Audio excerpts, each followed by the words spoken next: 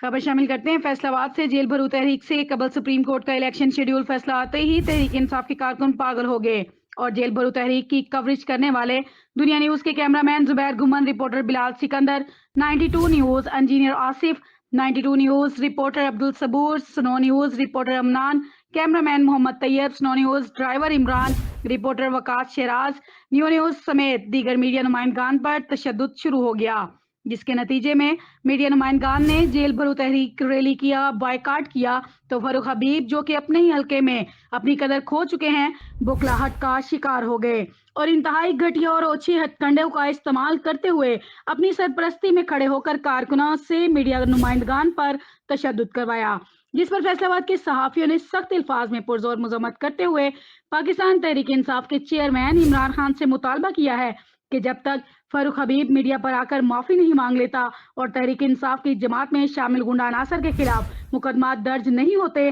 तब तक तहरीक इंसाफ की तमाम कवरेज बंद कर दी जाएगी। इसी सिलसिला में सहाफियों की जानिब से एहतजाजी रैली। सहाफियों का कहना था कि पुलिस ने कागजी कार्रवाई तो पूरी कर दी, लेकिन एफआईआर में किसी मुलजिम को नामजद नहीं किया गया, जबकि पुलिस को गुंडागर्दी करने वाले तैमूर का घर भी दिखाया गया। इसके बावजूद एफआईआर में नामजद नहीं किया गया।